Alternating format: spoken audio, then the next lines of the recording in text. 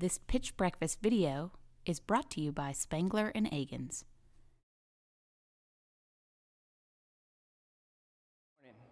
So imagine you walk into a store and all your favorite items are on sale, as though the business owner designed the discount specifically for you. This is what every retail owner would love to do.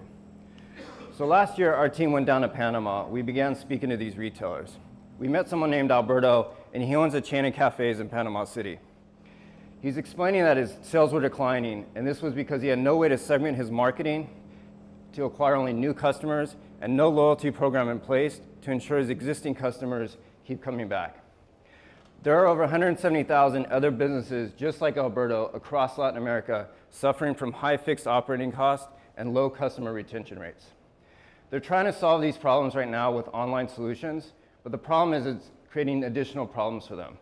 They're giving up 50% of the initial revenue on the sale. The customer cancels in the case of ordering food, they're stuck with that food, and the funds aren't received until the end of the month. So we built Pacatio, an intelligent marketing platform that increases the profits for retailers. So when using Pacatio, now the business can acquire new customers within our network with targeted offers, analyze the purchasing data of their customer base, then deliver personalized loyalty offers to maximize customer lifetime value. So we look at the product. All the business has to do is download our free application from Google Play. They register, and now they immediately can begin taking payments. And they can start to understand the purchasing behavior of their customers and become more intelligent about how they're interacting in their store. Pacatio is also completely fluid among all commerce channels, so brands or businesses can sell non-physical goods like parking spots, digital music, or even items that are showcased in primetime TV shows. So for Alberto, when he was struggling with his declining sales, now he can use our control panel, and he can design an offer that's specific to his loyal customers and give them 50% off their favorite item in his store the next time they're within a half-mile radius of his location, and he can add an additional filter in there to say who's purchased parking nearby. So as a consumer, I'm within a half mile of the store, now I can receive an offer on my phone. All I have to do is slide to purchase. It's stored in my digital wallet, so next time I'm in, I easily redeem, and I'm accruing more loyalty with Alberto and his store and within the Pacatio network. So this is an example of how Alberto uses the full stack solution of Pacatio to build lifetime value with his customer and increase his profits. We have a simple pricing model, 3 tiers at which we assess a fee on the gross sale, depending on the type of engagement. Our strategy for onboarding new merchants, we have an internal business development team. We hold weekly events at one of the locations where we invite other business owners and their customers so they can come learn about Pacatio and use the products.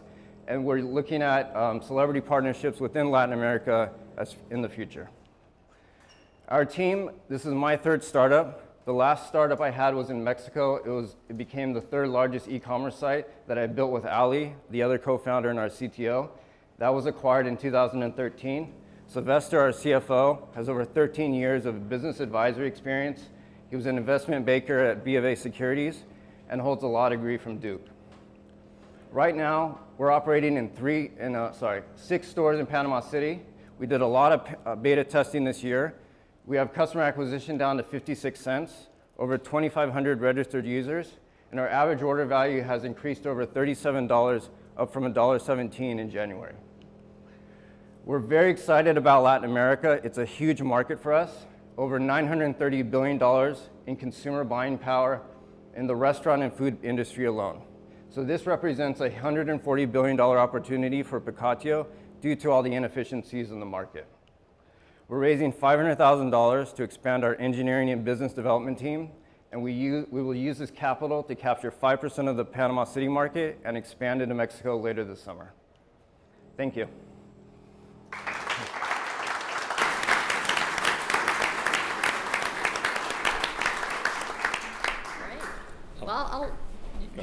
Well, I don't have a ton of comments, but a couple of things. Well, first of all, very great ask. You were clear on that. You said what you're going to use the money for, and you put some milestones out there. Yeah. I think that's you said the milestones. You might want to put them on the slide because I Okay. think that's pretty key. But you said them. Okay.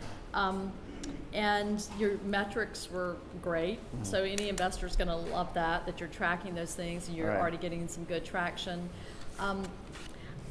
One thing on the setup, I didn't realize you were from I was like, why Panama? I mean, that just was kind of a disconnect. And so maybe just explain. You know, Okay. that's where you live. I mean, because you're standing in Charlotte. And I was like, of all the places to do a pilot, why Panama? So anyway, just that's a little setup there. I think that, I mean, I have a lot of questions, and I'm sure Daniel's going to have the same thing. I mean, Okay. you kind of explained it. I mean, it's a big market, I get that, but there's a lot of questions about how you're going to make this work. And I guess all that can't be answered in 5 minutes, but Okay. it's an ambitious idea, and you definitely laid out the need for it, but there's just a lot of questions about the execution. I'll Okay. leave it at that. I'll let you go, and I might have some more. Vic, where's Vic or Jim? How many of I've done a lot of these pitches, and I don't think I've ever seen anybody actually finish before their 5 minutes. Because I noticed that you actually had like 51 seconds left. So congratulations on that. I loved the presentation, by the way. Thank you. The format was good. The ask was very clear, by the way, so that was a great job on that. Because not only did you say I'm looking for the 500K, but you also then had your nice little pie Right. chart around what the uses look like. So wonderful job on that, making that very crystal clear. Couple of questions. The Panama City, I think we addressed Yeah. that because I too was like, well, that's unusual. We don't see that very often here in Charlotte.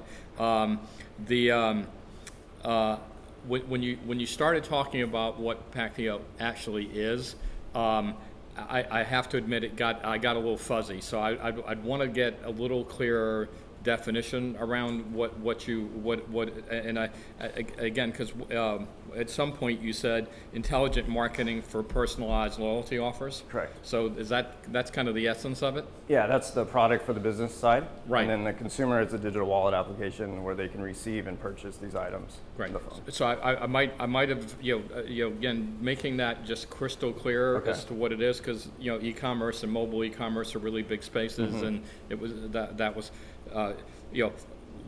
why where you started. So you started in essentially a coffee shop basically. Is that We have cafes, restaurants, Right. and other retail stores. So as you were going through, I was again looking at broad e-commerce. I was not sure what part of that you were playing in, and then somewhere close to the end of your presentation, you started talking about the $930 billion food and restaurant market. Mm-hmm. And at that point, that slide to me was a little bit of a surprise because I wasn't sure that's that's where the focus was. Okay.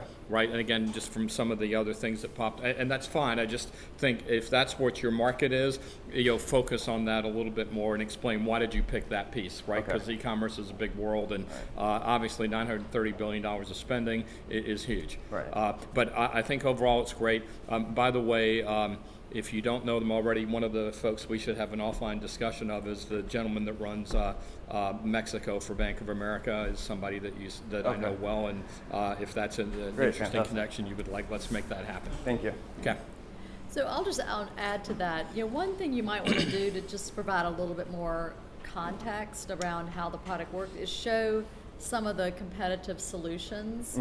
Just sort of the typical competitive matrix. Okay. Pick your Y and X axis. What are the two vectors that most distinguish you from the competition, and Okay. show who are maybe 4 or 5 key competitors and how you compare to them. Okay. That might be helpful just to give some context around what field are you playing on. All right.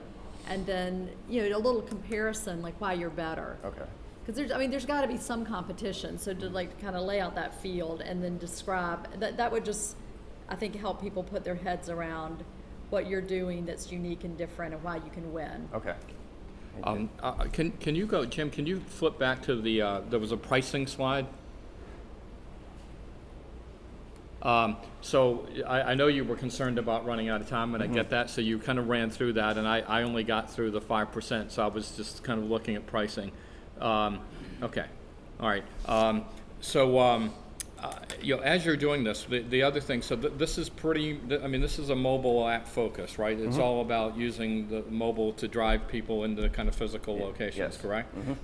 So have you chatted with any of the big phone, Samsung or Apple or No. anybody like that? So so that's another connection point, especially in Latin America, that could be interesting. With there's some folks here in town actually with Samsung that could be a good connection for you. Okay, great. Especially given that you were very kind in using Samsung screenshots. Yeah. I like that. Okay. But again, overall, I love the presentation. Congratulations on getting it this far. One last point that you would make. You didn't really have financial projections in here? I pulled it out of this because I was worried about time, but I have a slide that we're going to use for demo day. So so you definitely want to do that so that you can Right. set expectations from an investor point of view of what is revenue going to look like when you cut through all of this. Perfect. But very good job. Thank you. Yeah, Thank you. and great job on the numbers. You had a lot of very specific numbers in here, which is really helpful. Okay. Well, let's go to the audience. Anybody got a question out there? If you will, stand up and let's hear it. Any questions? Thoughts? You just nailed it. Nobody Yeah. I don't know what to say.